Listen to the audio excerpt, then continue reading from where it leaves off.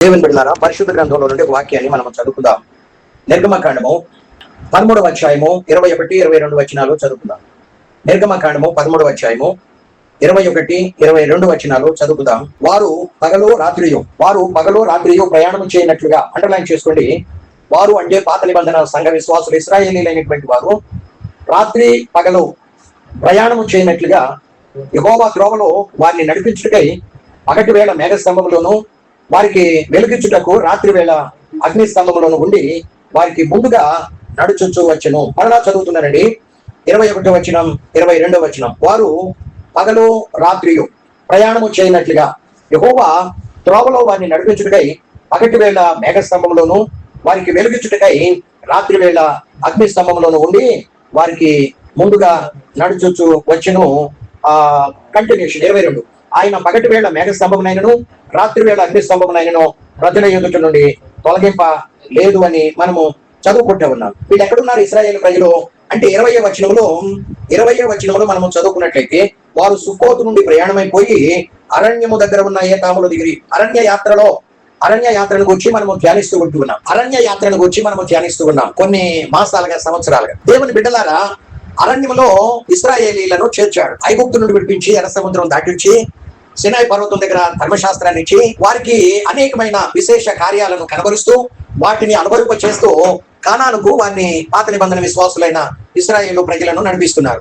ఏంటి ఆ విశేష కార్యాలు? గతంలో 3 చూసాం. ఒకటేమో మన్నా, రెండవదిగా మనము చూసినట్లయితే ప్రత్యక్ష గుడారపు యొక్క మాదిరి, మూడవదిగా రాతి బండ నుండి తీయబడిన నీటిని గురించి మనము చూసాం. వీటన్నిటికీ ఆత్మీయార్థాలు ఉన్నాయి కదండి.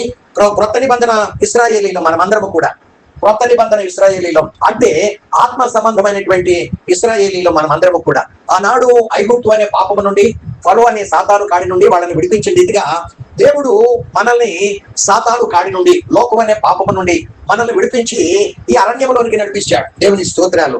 ఈ అరణ్యంలో ఆనాటి ఇశ్రాయేలీ విశేష కార్యాలు కనబరచడం మాత్రమే కాకుండా అనుభవింప చేసిన రీతిగా ఈనాటి క్రైస్తవ సంఘాల్లో ఆకాశము క్రింద ఉన్న, భూమి మీద ఉన్న 470 కోట్ల మంది క్రైస్తవ జనాంగానికి విశేషమైనటువంటి కార్యాలు కనబరుచుట మాత్రమే కాకుండా అనుభవింప చేస్తూ పరమకానానికి మనల్ని ప్రయాణం చేయిస్తున్నాడు. మనమందరం కూడా ఎక్కడున్నాము చెప్పండి?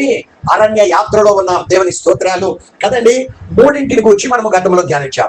చెప్పండి. ఒకటేమో మన్నా, రెండవదిగా ప్రత్యక్ష గుడారపు యొక్క మాదిరి లేక నమూనాను వారి ఆ మోషేకు కనబరిచినట్లు, తెలియబరిచినట్లు మనము చూస్తూ ఉంటూ ఉన్నాం. మూడవదిగా మనము చూసినట్లయితే రాతి బండ నుండి తీయబడిన నీళ్లు. మొట్టమొదటిగా మనము చూసాము. మరలా ఇవన్నీ జ్ఞాపకం చేసి నేను సమయాన్ని వృధా పోనీయాలని తలంచడం లేదు. ఆత్మీయార్థాలు ఉన్నాయి కదండి. మన్నా అంటే దైవ కృపాన్ని, మన్నా అంటే చెప్పండి దేవుని బిడ్డలారా మన జీవితాలను సరిచేసే దేవుని వాక్యమని, మన్నా అంటే పరిశుద్ధత. ఈ 3 లేకుండా మన అడుగులు ముందుకు పడవు. కాబట్టి మనము పరమకానానికి చేరలేము. రెండవదిగా ప్రత్యక్ష గుడార అనుభవము అంటే ఇది 2 సూచన అని చెప్పుకున్నాం. ఒకటేమో నూతన యెరూషలేము పట్టణం యొక్క మహిమను మనము ఆత్మీయ కన్నులు తెరవబడినటువంటి వారమై, మనోనేత్రాలు వెలిగించబడినటువంటి వారమై, ఆత్మీయ కన్నులతో మన కొరకు సిద్ధంగా ఉన్నటువంటి నూతన యెరూషలేము పట్టణం యొక్క మహిమను మనము చూడాలి. ప్రత్యక్షతల ద్వారా మన నేత్రాలు అక్కడే ఉండాలి. మన మనోనేత్రాలు వెలిగించబడి మన దృష్టి, మన మనసు, మన నేత్రం, మన హృదయం అంతా కూడా దాని మీదనే ఉండాలి. కానీ భూసంబంధమైనటువంటి దేని మీద కూడా ఉండకూడదు. మూడవదిగా రాతి బండ నుండి తీయబడినటువంటి నీరు, బండ నీటి వారి ఆనాటి ఇశ్రాయేలీయుల యొక్క దాహం తీర్చడానికి అరణ్యంలో బండ చేల్చబడి ఆ బండలో నుండి నీరు ప్రవహించింది. ఆ బండ క్రీస్తే అని మనము చూసాం. ఆయన అంటున్నాడు, నేను పరలోకానికి వెళుతున్నాను, నేను వెళ్ళటం మీకు ప్రయోజనకరం, నేను వెళ్ళని ఎడల పరిశుద్ధాత్మ మీ యొద్దకు రాడు, నేను వెళ్ళి ఆదరణకర్త అయిన పరిశుద్ధాత్మను మీకు పంపిస్తాను. ఆయన ఆత్మ చలములు మనకు ఓట్లను త్రాగించి మనల్ని ఆత్మయందు బలపరిచి ఆ శక్తిహీనంగా ఉన్న మన పాదాలను ఆయన శక్తివంతంగా చేసి అడుగులు ముందుకు వేయడానికి, పరమకాలానికి చేరుకోవడానికి తగినంత బలాన్ని ఇస్తాడు అని యేసు ప్రభు చెప్పాడు. 4వదిగా ఇప్పుడు మనము చదువుకున్నటువంటి ఈ వాక్య భాగము మరి నిర్గమకాండము 13వ అధ్యాయము 21, 22 వచనాలలో 4వది ఏంటి అంటే అగ్ని స్తంభము, మేఘ స్తంభము. చెప్పండి అందరూ. 4వదిగా ఏంటి? అగ్ని స్తంభము, మేఘ స్తంభము అనేది మనము చూస్తూ ఉంటూ ఉన్నాం. ఈ అగ్ని స్తంభము, మేఘ స్తంభము అనేది ఇవి కేవలం అరణ్యంలోనే వారికి తోడుగా ఉండి నడిపించాయి. ఐగుప్తులో ఉన్నాయా? ఐగుప్తులో తోడుగా ఉండి నడిపించాయండి. ఐగుప్తులో ఎటువంటి అగ్ని స్తంభము మేఘ స్తంభము వారికి లేవు. మనం ఇంకా చెప్పుకుంటే అన్న అనుభవం కూడా వారికి ఐగుప్తులో లేదు, అరణ్యంలోనే కదండి. ప్రత్యక్ష గుడారపు అనుభవం కూడా మరి ఐగుప్తులో లేదు కదా. మాత్రమే కాకుండా దేవుని బిడ్డలారా, బండ నుండి తీయబడినటువంటి నీటిని త్రాగే అనుభవం కూడా అరణ్యంలోనే ఉంది, కానీ ఎంత మాత్రం ఐగుప్తులో లేదు. ఇప్పుడు ఇశ్రాయేలు జనాంగం అరణ్యంలో యాత్ర చేస్తున్నారు. యాత్ర చేస్తూ ఉంటే వాళ్ళు కానానుకు చేరుకోవాలి అంటే మనం చదువుకున్నటువంటి నిర్గమకాండము 13వ అధ్యాయం 21-22లో వారు రాత్రి పగళ్ళు నడవవలసినటువంటి అవసరం ఉంది.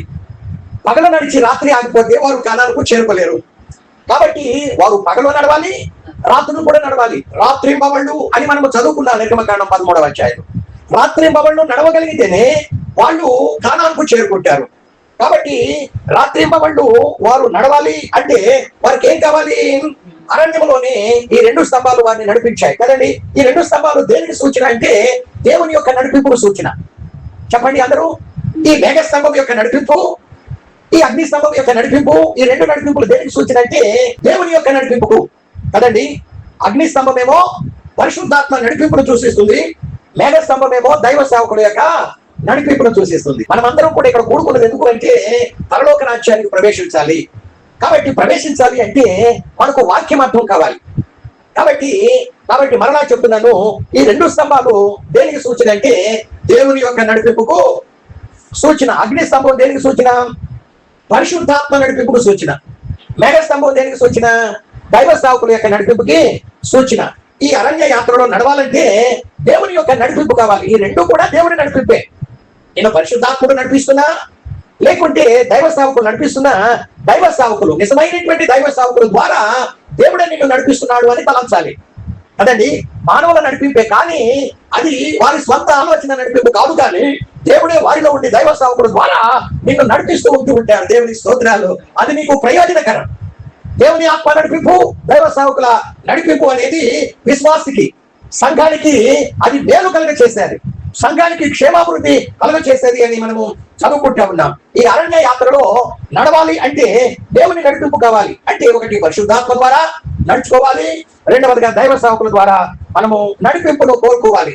ఈ 2 నడిపింపులు కావాలంటే మనం ఏం చేయాలి చెప్పండి? అరణ్యంలోనికి రావాల్సిందే. మనం ఐగుప్తులో ఉండి నాకు ఈ 2 నడిపింపులు కావాలంటే దొరకవసమా? మనము లోకంలో ఉంటూ, లోక భోగాల్లో ఉంటూ, లోకాశల్లో జీవిస్తూ, పాపంలో జీవిస్తూ, సాతాను యొక్క చిత్తాన్ని నెరవేరుస్తూ నాకు ఈ 2 నడిపింపులు కావాలంటే దొరకవు. నువ్వు ఉంటే ఐగుప్తులోనైనా ఉండాలి, లేకుంటే అరణ్యానికైనా రావాలి. ఐగుప్తులో దొరికేవి నీకు వేరే ఉంటాయి, లోక భోగాలు ఉంటాయి, లోకాశలు ఉంటాయి, పాప జీవితం ఉంటుంది. అక్కడ దొరికేవి ఐగుప్తులో దొరికేవి అరణ్యంలో దొరకవు, అరణ్యంలో దొరికేవి ఐగుప్తులో దొరకవు అని మనము చదువుకుంటా ఉన్నాం. దేవునికి స్తోత్రం. కాబట్టి దేవుని యొక్క నడిపింపును మనం ఏం చేయాలి చెప్పండి? ఎల్లప్పుడూ కోరుకోవాలి. అది సంఘానికి క్షేమం, క్రైస్తవ జీవితానికి క్షేమం, క్రైస్తవ కుటుంబాలకు క్షేమాన్ని ఇచ్చేవి అని బైబిల్ గ్రంథం మనకు తెలియజేస్తుంది. దేవుని బిడ్డలారా, ఉదాహరణకి ఒక సన్నివేశాన్ని మీ ముందు ఉంచాలని ఆకాంక్షిస్తున్నాం. దావీదు సౌలుకు మేలు చేశాడు. అయితే సౌలు దావీదును చంపాలని ఆయన అరణ్యంలో కూడా వెంటబడుతూ ఉన్నాడు. అరణ్యంలో దాక్కుంటూ ఉంటే అక్కడికి పోయాడు, కొండల్లో గుహల్లో దాక్కుంటే అక్కడికి పోయాడు. ఈ అరణ్యంలో కొండల్లో గుహల్లో నేను ఉంటున్నప్పటికీ కూడా ఈ సౌలు ద్వారా నాకు నెమ్మది ఉండదు, క్షేమం ఉండదు అని అక్కడి నుండి అతను బయలువెడలు ఏం చేశాడు అంటే ఫిలిష్తియా దేశానికి వెళ్ళాడు. ఆయనతో పాటు ఈ ఇశ్రాయేలీల దేశంలో ఇబ్బందుల్లో ఉన్నటువంటి వారు, సమాధానం లేనటువంటి వారు, అప్పుల పాలైపోయినటువంటి వారు 600 కుటుంబాలు అరణ్యంలో ఉన్నటువంటి దావీదును ఆశ్రయించాయి. దావీదు ఇప్పుడు 600 కుటుంబాలను తీసుకొని ఇక్కడ కనుక ఉంటే మాకెవరికి క్షేమం లేదు సౌలు ద్వారా అని 600 కుటుంబాలను తీసుకొని దావీదు ఇప్పుడు ఏం చేశాడు చెప్పండి? ఫిలిష్తీయుల దేశానికి వెళ్ళాడు. అక్కడ నివాసం ఉంటూ ఆయన ఆశ్రయించాడు. ఆయన ఫిలిష్తీయుల దేశంలో ఫిలిష్తీయుల రాసు ఈ దావీదుకి 600 కుటుంబాలకి ఆశ్రయాన్ని ఇచ్చాడు. అయితే దావీదు అన్నాడు, రాజా, నీవు నివాసం ఉంటున్నటువంటి పట్టణంలో అల్పుడైన నేను ఇక్కడ నివాసం ఉండడం తగదు. నీ చిత్తమైతే నాకు ఒక పట్టణాన్ని ఇవ్వు, నేను అక్కడ రాసు ఎదుటి నుండి వెళ్ళి అక్కడ నివాసం ఉంటానన్నప్పుడు దావీదుకు అతనితో ఉన్న 600 కుటుంబాలకి సికలగు అనే పట్టణాన్ని ఇచ్చాడు. ఏమిచ్చాడు చెప్పండి?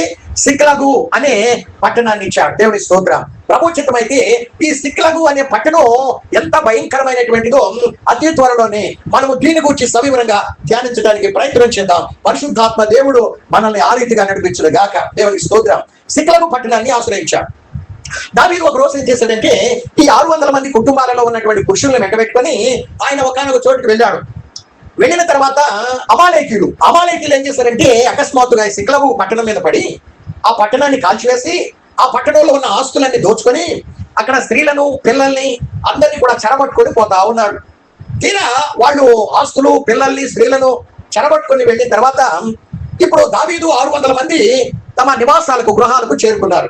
తీరా చేరుకుంటే సిక్లగు పట్టణానికి వస్తే తీరా చూస్తే సిక్లగు పట్టణం మంటల్లో కాలిపోతా ఉంది. వాళ్ళు శక్తి లేనంతగా ఏడ్చారు.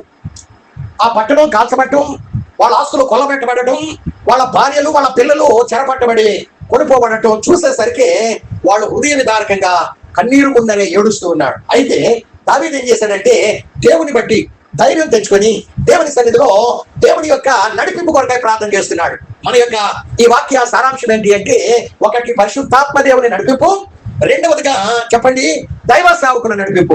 అగ్ని స్తంభం అంటే పరిశుద్ధాత్మ నడిపింపుకు సూచన, మరి మేఘ స్తంభము అంటే దైవ సేవకుల యొక్క నడిపింపుకు సూచన. ఇప్పుడు కష్టాల్లో ఉన్నారు దావీదు, అతనితో కూడా ఉన్నటువంటి వారందరూ శ్రమ, దుఃఖం, వేదన, బాధలో ఉన్నారు. ఇటువంటి బాధల్లో కూడా దుఃఖంలో కూడా అతడు అధైర్యపడాల. దావీదు మంచి ప్రార్థనాపరుడండి. ఎల్లప్పుడూ కూడా దైవ చింతన కొరకు కనిపెట్టేవాడు, దేవుని యొక్క నడిపింపును కోరుకునేవాడు. దేవుని నడిపింపు లేకుండా స్వచ్ఛత ప్రకారంగా ఎన్నడూ కూడా నడుచుకునేవాడు కానీ కాదు. ఇప్పుడు మిగిలిన వాళ్ళందరూ కూడా దుఃఖంలో మునిగి ఇప్పుడు వాళ్ళు అచేతనంగా ఏడుస్తూ ఉంటే దావీదు దేవుని బట్టి ధైర్యం తెచ్చుకొని దేవుని సన్నిధిలో ఆయన ప్రార్థించడం మొదలుపెడుతున్నాడు. అంటే దేవుని యొక్క నడిపింపును కోరుకుంటున్నాడు. ఏమని అంటున్నాడంటే, దేవా, అమాలేకీయులు వచ్చి మా పట్టణాన్ని కాల్చివేసి మా భార్యల పిల్లలు కొనిపోయారు, ఈ ఆస్తులను కొలబెట్టారు. ఇప్పుడు ఏం చేయాలి? ఇప్పుడు వాళ్ళని తరవమంటావా? అమాలేకీయులు పట్టుకుపోతున్న మా భార్య పిల్లలు ఆస్తుల్ని తరవమంటావా? తరిమితే వాళ్ళను మా చేతికి అప్పగిస్తావా? వాళ్ళ మీద నాకు జయమిస్తావా అని దేవుని యొక్క నడిపింపు కొరకు ఆయన ప్రార్థించాడు, మొర్ర పెట్టాడు, కన్నీరు కాచాడు. అప్పుడు దేవుడు ఏమంటున్నాడు చూద్దామా? సమూయేలు మొదటి గ్రంథం 30వ అధ్యాయం. సమూయేలు మొదటి గ్రంథము 30వ అధ్యాయంలో మనము చదవగలిగినట్లయితే 8వ వచనం, నేను ఈ దండును, ఏ దండును? అమాలేకీయులు దండును తరిమిన ఎడల దాన్ని కలుసుకుంటానా అని యెహోవా యొక్క దావీదు విచారణ చేయగా దేవుడు అంటున్నాడు, తరమనా? వాళ్ళని చేతికి అప్పగిస్తావా అనే దేవుని యొక్క నడిపింపు కొరకు వేడుకుంటుంటే దేవుడు స్పష్టంగా తేటగా ఖచ్చితంగా దావీదు యొక్క మరి ప్రార్థనకు ఆయన జవాబిస్తూ ఉన్నాడు. ఏమని? తరుము, నిశ్చయముగా నీవు వారిని కలుసుకుంటావు, తప్పక నీ వారందరినీ దక్కించుకుంటావు. చూసారా? దేవుని నడిపింపు కొరకు మనం ఎల్లప్పుడూ ప్రార్థన చేయాలి. మనకు తోచింది మనం చేయకూడదు, మనకి ఇష్టమైంది మనం చేయకూడదు. మన యొక్క మానవాలోచన మనల్ని నడిపించిందితో మనము ఎన్నడూ కూడా నడవకూడదు. మన స్వచిత్త ప్రకారముగా, స్వంత ఆలోచన ప్రకారముగా మన శరీరం, మన ఉద్రేకం, మన తలపులు, మన ఆలోచనలు నడిపించిన రీతిలో కనుక నడుచుకుంటే మనకు ఓటమి, మనకు అపజయం, మనకు కీడు, మనకు నష్టం, మనకు హాని కలుగుతుంది. దేవుని బిడ్డలారా, ఈ సత్యాన్ని మనమందరము కూడాను ఎరిగి ఉండాలని. కానీ దావీదు మన వంటి వాడు కాదు. అందుకే దావీదుకు ఒక పేరు ఇవ్వబడింది. ఏంటి ఆ పేరు అని మనం చూస్తే అపోస్తుల కార్యం 13వ అధ్యాయము 22వ వాక్యములు ఏమనంటే, అతడు దావీదును నేను ఒక మనుషుని కనుగొన్నాను. దావీదు అతని పేరు, అతడు నా హృదయాను సారి, అతడు నా చిత్తాను సారి, ఎల్లప్పుడూ నా యొక్క నడిపింపును కోరుకునేవాడని దేవుడి సాక్ష్యం ఇచ్చినట్లు మనము చూస్తా ఉంటూ ఉన్నాం. దేవునికి స్తోత్రం, హల్లెలూయా. కాబట్టి దేవుని జనాంగమా, నిత్యముగా అంత్యకాలంలో ఉంటూ ఉన్నాం. మనం ఏదైనా ఒక పని చేసే ముందు, ఒక కార్యాన్ని తలబెట్టే ముందు, మనం అన్ని పరిస్థితుల్లో అన్ని బాగున్నప్పుడే కాదు, కష్ట సమయంలో కూడా, దుఃఖ సమయంలో కూడా, శోధన సమయంలో కూడా, శ్రమ దినాల్లో కూడా మనం అన్ని సందర్భాలలో దేవుని పాదముల చెంతను ఆశ్రయించి, దేవా, నేను ఇటువంటి పరిస్థితుల్లో ఉన్నానయ్యా, నా పట్ల నీ చిత్తం ఏమై ఉన్నది, దేవా నీ నడిపింపు నాకేమవా అని మనం కనుక అడగగలిగినట్లయితే మన దేవుడు మంచివాడండి, మన దేవుడు నమ్మదగిన వాడండి, మన దేవుడు మనల్ని సరైన త్రోవలో మార్గంలో నడిపించువాడై ఉంటున్నాడు అని పరిశుద్ధ గ్రంథం మనకి తేటగా తెలియజేస్తాం. ఇవన్నీ నేను చేయమంటాం. మా ఆస్తులు కొలబెట్టారయ్యా, మేము నివాసం ఉంటున్న మా పట్టణాన్ని కాల్చివేశారు, మా భార్య బిడ్డల్ని కొనిపోయారయ్యా, వాళ్ళని తరవమంటావా? తరిమినట్లయితే వాళ్ళను శత్రువులను మా చేతికి అప్పగిస్తావా అని అడిగినప్పుడు దేవుడు ఖచ్చితమైన నడిపిస్తున్నాడు. తరము ఖచ్చితంగా నీవు నీ వారందరినీ తెచ్చి కాపాడుకుంటావు. కొల్లబెట్టబడిన నీ ఆస్తులన్నీ కూడా మరలా తిరిగి తెచ్చుకుంటావు. ఇప్పుడు తనతో ఉన్నటువంటి 600 పురుషులను వెంట పెట్టుకుని దావీదు వాళ్ళని తరమటానికి పోతున్నాడు. అయితే వాళ్ళు ఏ మార్గం గుండా వెళ్ళారో దావీదుకు తెలియదు. తరమటం ఆయన ప్రయాణం అయితే కట్టాడు, తరమాలని పోతున్నాడు. కానీ దేవుని యొక్క నడిపింపు ఏంటి అంటే, తరము తప్పక నీ వారందరినీ తెచ్చుకుంటావు అని చెప్పాడు. కానీ ఇప్పుడు ఎటు పోవాలి? తూర్పుకు వెళ్ళాలా, పడమటికి వెళ్ళాలా, దక్షిణాన్ని వెళ్ళాలా, ఉత్తరాన్ని వెళ్ళాలా? వాళ్ళు ఏ మార్గం గుండా ప్రయాణమైపోతున్నారు అనేది దావీదుకు తెలియదు. కానీ తరుము నిశ్చయంగా నీ వారందరినీ రక్షించుకుంటామని చెప్పినటువంటి దేవుడు దావీదుతో ఉన్నటువంటి 600 మందికి దావీదుకు మార్గమధ్యంలో ఒక వ్యక్తిని పెట్టాడు. దేవునికి స్తోత్రం. దారి చూపించడానికి దావీదుకు ఆయనతో ఉన్న 600 మందికి అమాలేకులు ఎటుకుండా పోతున్నారో దారి చూపించడానికి దేవుడు ఒక వ్యక్తిని మార్గమధ్యంలో పొలంలో వారి కొరకు పెట్టాడు. ఇప్పుడు వాళ్ళు ప్రయాణమైపోతుంటే పొలంలో ఒక వ్యక్తి మరి అనారోగ్యంతో అక్కడ పడి ఉండటం 600 మంది చూసి ఆ వ్యక్తిని దావీదు దగ్గరకు తీసుకుని వచ్చారు. అంటే 200 మంది మార్గ మధ్యలో ఆగిపోయారు. 600 మందిలో 400 మందిని తీసుకుని దావీదు తరుముతూ ఉంటే పొలంలో ఒక వ్యక్తి వారికి కనపడ్డాడు. ఆ వ్యక్తిని దావీదు దగ్గరికి పట్టుకుని వచ్చారు. దావీదు అడుగుతున్నాడు ఆ వ్యక్తిని, అబ్బాయి నువ్వు ఎక్కడి నుండి వచ్చావు, నువ్వెవరివి, ఇక్కడ ఎందుకున్నావని అడుగుతుంటే, అయ్యా నేను ఐగుప్తుడై పుట్టాను, కానీ అమాలేకీయుల దగ్గర నేను ఒక దాసునిగా అమ్మబడ్డానయ్యా. అయితే మేము అక్కడక్కడ సంచారం చేస్తూ సిక్లగు పట్టణానికి వచ్చి దాన్ని కాల్చివేశాము. కాల్చివేసిన తర్వాత అక్కడ స్త్రీలను, ఆస్తులను, పిల్లల్ని పట్టుకొని పోతా ఉంటే నాకు అనారోగ్యం వచ్చింది, నేను కాయలా పడ్డాను.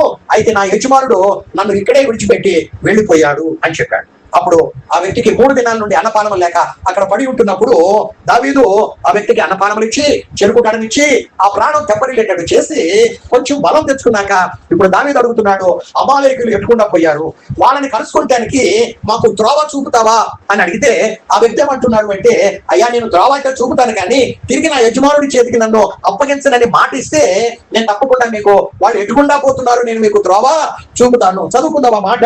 దేవుని బిడ్డలారా, సమూయేలు మొదటి గ్రంథం 30వ అధ్యాయము 13వ వాక్యంలో దావీదు నీవు ఏ దేశపు వాడు, ఎక్కడి నుండి వచ్చితివి అని వారిని అడిగాను. అందుకు వాడు, నేను ఐగుప్తుడై పుట్టి అమాలేకీయుడై ఒకరికి దాసుడై తిని 3 దినముల క్రిందట నేను కాయలా పడగా నా యజమానుడు నన్ను విడిచిపెట్టిపోయాడయ్యా అని చెప్పాడు.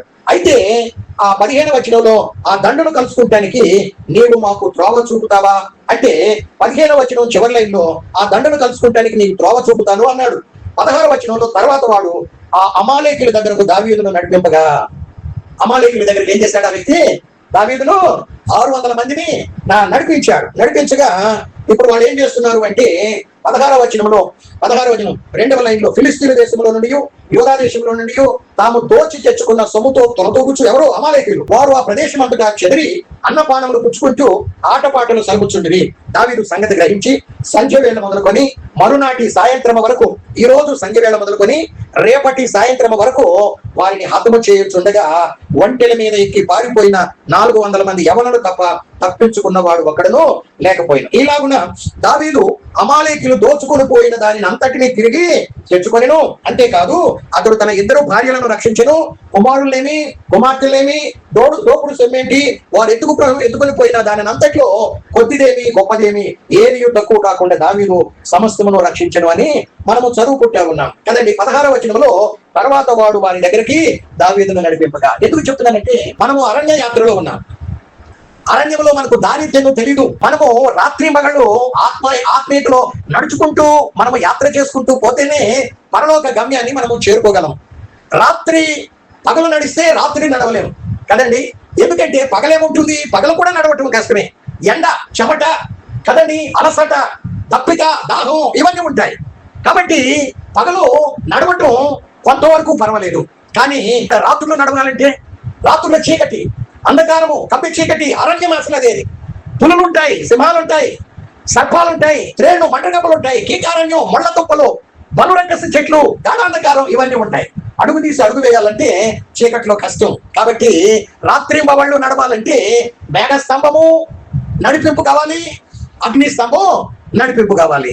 ఈ రెండు నడిపింపులు ఉంటేనే కానానుకు అంటే పరలోకానికి మనము చేరగలము అని మనము చూస్తా ఉంటున్నాం. మేఘస్తంభము అంటే ఏ నడిపింపు? అది మేఘస్తంభం అంటే ఆ అగ్ని స్తంభము అంటే పరిశుద్ధాత్మ దేవుని యొక్క నడిపింపు. మేఘస్తంభము అంటే దైవ సేవకుల నడిపింపు. దైవ సేవకులు నడిపింపు అయినప్పటికీ కూడా దేవుడే దైవ సేవకుల్లో ఉండి మనల్ని నడిపిస్తూ ఉంటాడు. ఎవరిలో ఉండి? నిజమైన దైవ సేవకులు. మనము చూచిన వాళ్ళందరూ దైవ సేవకులు కాదు. మనము వెళుతున్న సంఘాలలో అందరూ కూడా దైవ సేవకులు కాదు. దేవుడు పిలుచుకున్నటువంటి వాడు, దేవుడు నడిపిస్తున్నటువంటి వాడు, అటువంటి వాడే దైవ సేవకుడు. వారి ద్వారా వారిలో ఉండి దేవుడు మనల్ని కానానుకు సరైనటువంటి త్రోవలో నడిపిస్తూ ఉంటాడు. దేవుని స్తోత్ర. ఇప్పుడు ఈ దావీదు సిక్లగు పట్టణం సన్నివేశాన్ని గురించి ఎందుకు మనము ధ్యానించాము అంటే, దావీదు దేవుని సన్నిధిలో దేవుని యొక్క నడిపింపు కొరకు ప్రార్థన చేశాడు. దేవా, మా పట్టణాన్ని కాల్చివేశారు, ఆస్తులని కొల్లబెట్టారు, అమాలేకులు వచ్చి మా భార్య పిల్లలను కొనిపోతున్నారు, వాళ్ళను తరమమంటావా? తరిమితే వాళ్ళను మా చేతికి అప్పగిస్తావా? దేవుని యొక్క నడిపింపు కోరుకున్నప్పుడు దేవుడు స్పష్టంగా నడిపిస్తున్నాడు సరైనటువంటి మార్గంలో. అయితే వెళ్ళమన్నాడు, తరమమన్నాడు, కలుసుకుంటామన్నాడు, దోచుకుపోయిన దాన్ని అంతటి మీ వారి అందరినీ తిరిగి రక్షించుకొని తెచ్చుకుంటామన్న దేవుడు ఎటు వెళ్ళాలి అంటే, దేవుడు చక్కగా ఏం చేశాడు చెప్పండి? ఒక వ్యక్తిని ఆ పొలంలో కాయలా పడి ఉండేటట్టు చేశాడు. ఆ వ్యక్తి ద్వారా అమాలేకుని యొద్దకు దేవుడు నడిపించినట్లు మనము చూస్తా ఉన్నాం. అంటే దేవుని యొక్క నడిపింపును ఈ భాగంలో మనము చూస్తా ఉన్నాం. కాబట్టి అంచె దినాల్లో ఉంటున్నటువంటి మనమందరము కూడాను, ప్రతి ఒక్కరము కూడా అనుక్షణము కూడా మనం ఏం చేయాలి చెప్పండి? దేవాన్ని నడిపింపు నాకు ఇవ్వండి అయ్యా, నీవే నన్ను నడిపించయ్యా, నా చుక్కానిగా ఉండండి ప్రభువా అని మనం ఏం చేయాలి చెప్పండి? దేవుని యొక్క నడిపింపు కొరకై వేడుకుంటూ ఉండాలి. 139వ కీర్తన అనుకుంటాను ఈ దావీదే ఏమని ప్రార్థన చేస్తున్నాడు అని మనము చూడగలిగినట్లయితే, ఈ దావీదు ఏమని ప్రార్థన చేస్తున్నాడు అంటే 143వ కీర్తన అనుకుంటాను బహుశా. 143వ కీర్తన 8వ వచనం 4వ లైన్లో నేను నడవవలసిన మార్గము నాకు తెలియచేయు. మనమందరం ఏం చేయాలి? దావీదును మాదిరిగా పెట్టుకోవాలి. దావీదు వలె మనము దేవుని యొక్క నడిపింపు కొరకై ఉదయాన్నే లేచినప్పటి నుండి రాత్రి పరుండేంత వరకు ప్రతి విషయంలో, ప్రతి సన్నివేశంలో, ప్రతి సంఘటనలో మనము దేవుని యొక్క నడిపింపును కోరుకోవాలి.